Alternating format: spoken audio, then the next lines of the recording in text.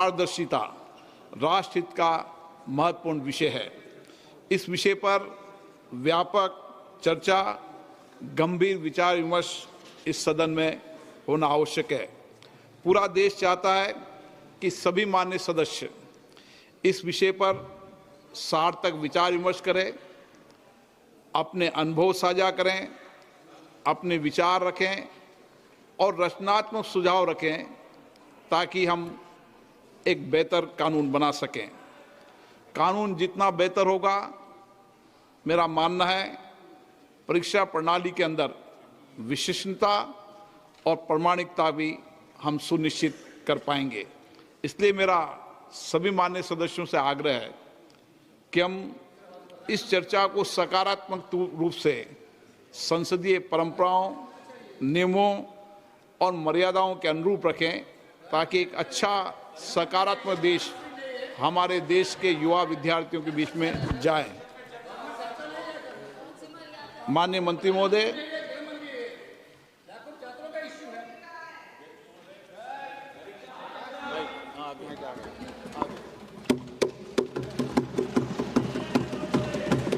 अध्यक्ष महोदय, मैं प्रस्ताव करता हूं कि लोक परीक्षा अनुचित साधन निवारण संशोधक विधेयक 2026 पर विचार किया जाए।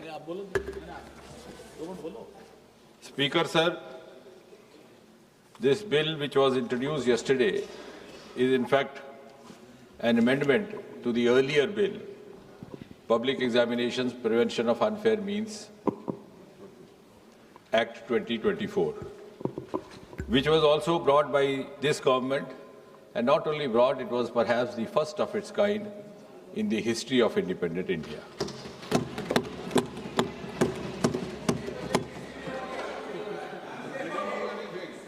The earlier bill and the amendment today are, in a way, a reaffirmation of this government's deep commitment to safeguard the welfare of the students and the youth of this country.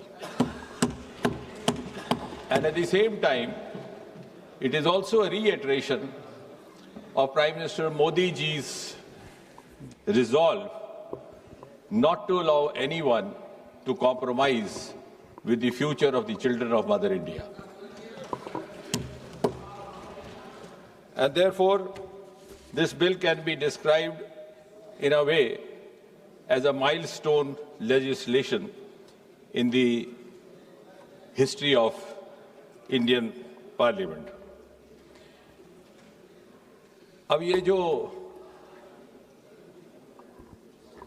Examination को लेकर के तरह तरह की वारदातें होती रही या पेपर लीक भी होता रहा, ये केवल किसी एक प्रदेश या एक प्रांत तक सीमित नहीं रहा। ऐसा पहले भी होता था। अलग अलग पार्टियों की सरकारें रही, अलग अलग प्रदेश रहे। सूची लंबी है, लेकिन केवल याददाश्त ताज़ा करवाने के लिए कुछ एक ऐसे वारदात जो बहुत ज़्यादा समाचार सुर्खियों में रहे। 2019 में रेलवे रिक्रूटमेंट बोर्ड का एग्जामिनेशन, वो भी इन्हीं कारणों से, लेकिन शायद उस समय उस तरह की कार्रवाई नहीं की गई जिस तरह की अब प्रस्तावित की जा रही है। 2011 में all India engineering entrance examination 2009 में हो गया। 2012 में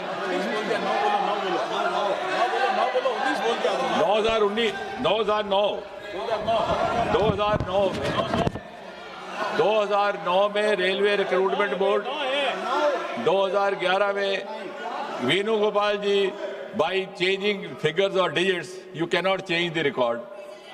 So it is on record 2009 Railway Recruitment Board. 2011, I'll go on and on. The list is very long then. 2011 All India Engineering Entrance Examination. 2012 AIMS, New Delhi, entrance paper leak.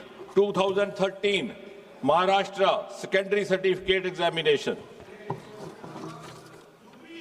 So, if I go on and on, then I will not be able to talk about the bill as such. But the list is okay. 2010. Okay, if that satisfies, if that satisfies you, you are welcome. You are welcome. You are welcome. 2010 B.Ed entrance examination, Uttar Pradesh. 2012 Tamil Nadu Public Service Commission. I can go on till you are satiated. 2009 West Bengal joint entrance exam. So therefore, it was realized by this government that we need to have an exclusive legislation. उसी पर आ रहे हैं. I am following a chronology. Unfortunately, the chronology starts from the earlier times. और इसलिए ये सोचा गया कि ओवरऑल पब्लिक एग्जामिनेशंस को लेकर के एक व्यापक सामूहिक व्यवस्था विधेयक लाया जाए. भारत सरकार में 4 प्रमुख रिक्रूटमेंट एजेंसीज हैं, जैसा कि हम सब जानते हैं. UPSC, staff selection commission, railway recruitment board और इंस्टीट्यूट ऑफ बैंकिंग पर्सोनल. और इसी तरह से हायर एजुकेशन एडमिशन्स के लिए नेशनल टेस्टिंग एजेंसी, उसका गठन भी 2017 में किया गया था इसी सरकार द्वारा. अब आप कह रहे हैं कि डेट्स क्यों बता रहा है? वो इसलिए कि 2092 में 1992 first time there was a recommendation made to the government of India, then headed by the Congress party, that there should be a common testing national agency. It was 1992. Then in 2010, during UPA rule, there was again a committee which suggested, I don't know why this was not given due consideration, for whatever reasons and for whatever interests. So I think you must compliment Prime Minister Modi and this government. It has finished an unfinished task which you should have accomplished.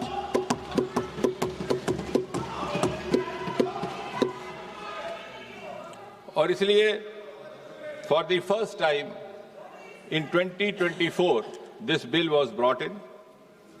It was brought in the month of January 2024, enacted in February 2024, implemented in June 24 and notified also the same month. अब इस विधेयक के जो मूल उद्देश्य थे और basic objectives, to give more credibility and transparency to examination in whatever form, to reassure the students that they would be rewarded for their genuine, sincere efforts, and also to ensure that their future is safe. और इससे पहले, जैसे मैंने कहा, there was no comprehensive law available to deal with such cases. इस bill को और ये जो एक्ट लाया गया 2024 को, it was made, as I said, it was applicable to all these agencies that I have just now mentioned. It was made not bailable, non-compoundable. Such offences were made absolutely cognizable and also liable to invite stringent punishment. अब उस bill की detail में मैं नहीं जाऊंगा क्योंकि अभी उत्तर देने के समय भी रहेगा, लेकिन आप इस बात से तो सहमत होंगे कि हालिया जो घटनाक्रम रहा है उसका संज्ञान लेते हुए प्रधानमंत्री स्वयं ने ये निर्णय लिया कि हमें इसी विधेयक को थोड़ा और मजबूत करने की आवश्यकता. So we learned from the experience of the 2024 Act and the subsequent sequence of events, like any responsible government should do.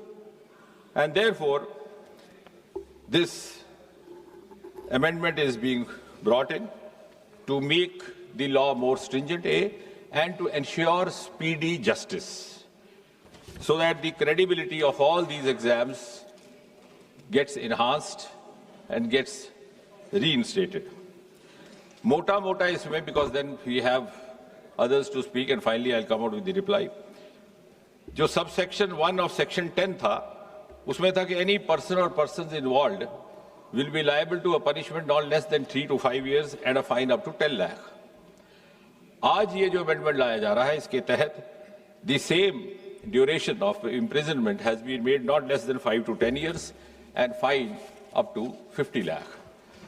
The section 2 of subsection 2 of section 10, इसमें था कि service provider. Now who is service provider? Service provider also we have tried to cover a wide range so that nobody goes scot-free. I'll just read out the definition of service provider which has been provided in this amendment. Service provider means any agency, any organization, any body, any association of persons, any business entity, any company, any partnership or single proprietorship firm, including its associates, subcontractors and provider of support of any computer resource or any material by whatever name it may be called, which is engaged by the Public Examination Authority for the conduct of public examination. तो service provider के लिए सजा पहले भी काफी मजबूत थी. There was fine up to 1 crore in the 24 act, उसको बढ़ा करके अब 5 करोड़ किया जा रहा है.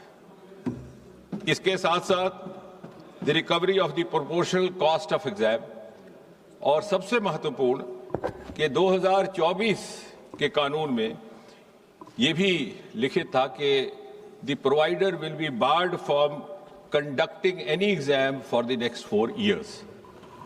उस अवधि को बढ़ा करके आज इस संशोधन के तहत 8 साल किया जा रहा है. So any service provider found guilty of indulging in any kind of misappropriation और मैल practice which has resulted in such consequences will be debarred from conducting an exam for the next or the subsequent 8 years. इसी तरह subsection 3 और section 10, director और senior management जो उसके in charge होंगे, even they will not be spared. कई बार ऐसा हो जाता है कानून में कि जो इमीडिएट हैंडलर है उसको पनिशमेंट हो जाती है. So this act seeks to include all involved directly, indirectly, one way or the other, so that it sets a deterrent example also for others. So senior direct management persons or director के लिए the imprisonment was 3 to 10 years in the earlier act. We are increasing it to 5 to 10 years, and the fine was up to 1 crore. It has been increased to 5 crore. And finally, the organized crime committers, where there is a mafia gang found, there is a nexus found, as we have experienced. I am not accusing any government, not finding fault. As I said right in the beginning, it is a malaise. It is an issue which is being faced by almost every state and UT of this country, regardless of whichever party in power. It is happening in Punjab. It is happening in Karnataka also, whether we name those states or not. So organized crime, that is examination authority or service provider institution, whatever, in that case the imprisonment earlier was 5 to 10 years. It's been increased to 7 to 10 years, and the fine was earlier up to 1 crore. It is now proposed to be increased to 10 crore. और सबसे महत्वपूर्ण बात जिसका प्रधानमंत्री जी ने video के माध्यम से जिक्र भी किया, to ensure speedy justice, we will have special fast-track courts established only for the cases dealing with unfair means in examinations. और चाहे वो special task force हो, चाहे वो central जैसे, because this bill and the earlier bill also entitles the government or the authorizes the government to pass this on to any central agency or to special task force, or even where the police Percy is conducting. उनके लिए section 12A has been added to this earlier bill, which provides for special fast track courts. अब उसमें भी हमने एक समय सीमा तय कर दी है. The investigation has to be completed within a span of 2 months, regardless of whether it is a central agency or a special task force. और 2 महीने के भीतर सारी जांच इन्वेस्टिगेशन मुकम्मल की जाएगी, और उसके बाद जो भी ट्रायल कोर्ट होगा, जो अभी इस केस में is going to be a fast track special court, उसमें ये 3 महीने. यानी जिस दिन वारदात रिपोर्ट हुई है उस दिन से लेकर के आखिरी निर्णय आने तक 5 महीने से ज्यादा अवधि काल नहीं रहा जाएगा। So I think this is one of the most important components incorporated in this amendment।